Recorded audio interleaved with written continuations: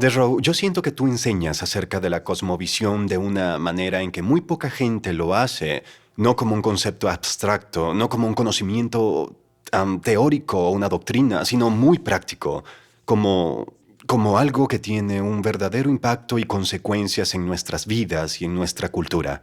Am, Esta próxima sesión se titula El poder de la historia. Háblanos un poco acerca del concepto de cosmovisión y de lo que significa para ti. ¿Cómo lo vas a desarrollar en esta sesión?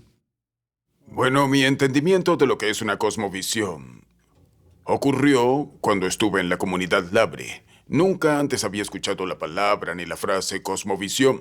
No sabía que existían las cosmovisiones. Y nunca olvidaré una conversación con Udo Middleman, un abogado alemán. Una noche que estábamos cenando juntos en su casa y en medio de la conversación, Udo se volteó hacia mí y me dijo: Darrow, el cristianismo es verdadero, aun si tú no lo creyeras. Por aquel entonces yo había sido cristiano durante unos 13 o 14 años. Había sido discipulado en la cruzada estudiantil y profesional para Cristo en vida joven. Había formado parte de una iglesia evangélica tradicional. Había asistido al seminario y me habían enseñado que el cristianismo es verdadero porque yo lo había creído. Y ahora alguien me decía que es verdadero aun si yo no lo creyera. Esto causó una crisis en mi fe.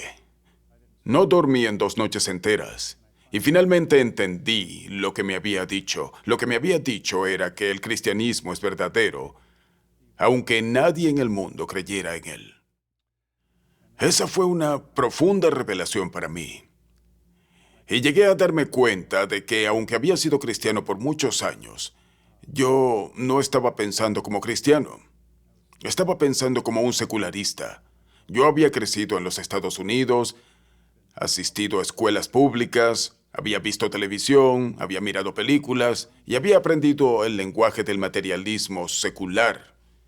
Yo tenía un corazón nacido de nuevo, pero mi mente no había nacido de nuevo. Y eso fue un shock para mí. Fue en ese punto que me di cuenta de que yo tenía una cosmovisión, pero que no era una cosmovisión bíblica, pero que le estaba dando forma a todo en mi vida. En mi caso, viniendo de la cultura occidental, tenía un corazón nacido de nuevo, pero una mentalidad atea y materialista. Y en el día de hoy, los jóvenes cristianos occidentales no tienen una mentalidad moderna, sino que tienen una mentalidad posmoderna. Y esta tiene influencia en todo lo que piensan acerca de la vida, incluso lo que significa ser un cristiano, lo que es la iglesia y cuál es el rol de la iglesia en la sociedad. Todas estas cosas están siendo puestas en las mentes de los jóvenes occidentales el día de hoy por el posmodernismo. Los cristianos más viejos en nuestro tiempo han sido formados por el modernismo y la gente en países los subdesarrollados en gran manera por el animismo. Y esto es algo que captaste simplemente por ser Así es. parte de la sociedad. Si no hay discipulado en la iglesia a este nivel, no hay cambio. No hay cambio y es por eso que llegar a entender no solo el concepto, sino el poder de una cosmovisión es tan importante. Y por esta razón es que debemos discipular a la gente, no solo en las disciplinas espirituales, sino que también tenemos que discipular a las personas a nivel de la cultura. Porque si la gente no es discipulada a este nivel, podrán tener un corazón nacido de nuevo, pero su mentalidad estará dominada por su vida. Yo creo que esta lección sobre cosmovisión es tal vez una de mis favoritas y pienso que una de las razones por la cual es mi favorita, Darrow, es porque veo las caras de aquellos a quienes enseñamos.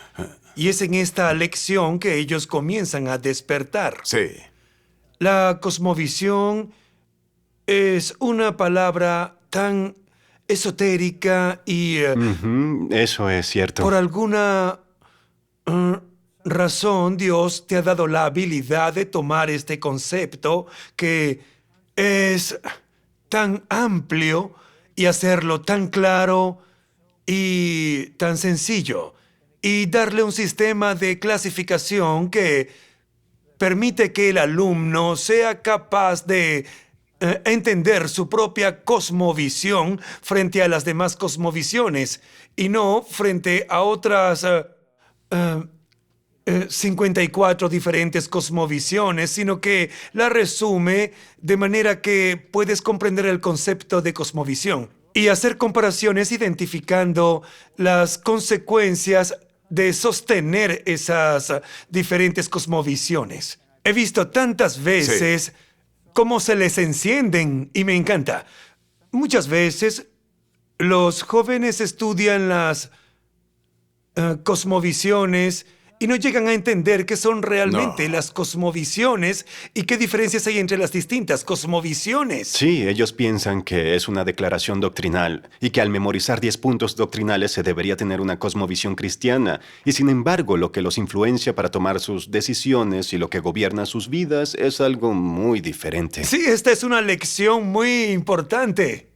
Recuerdo un hombre de un seminario que nos llamó a la Alianza para el Discipulado de las Naciones, porque estaba creando una lista, una especie de catálogo de las diferentes organizaciones que trabajaban con el tema de la cosmovisión. Él nunca había oído hablar de ADN, pero su hijo era misionero en Sudamérica y estaba muy familiarizado con lo que enseñábamos y con la influencia de lo que enseña la ADN y cómo esto estaba impactando a las personas de Sudamérica. Así que su hijo le dijo, tienes que llamar al grupo de la Alianza para el Discipulado de las Naciones. Así que nos llamó, conversamos por el teléfono y me dijo, he platicado con cientos de personas, líderes de organizaciones que hacen hincapié en la cosmovisión. Pero ustedes están haciendo algo diferente.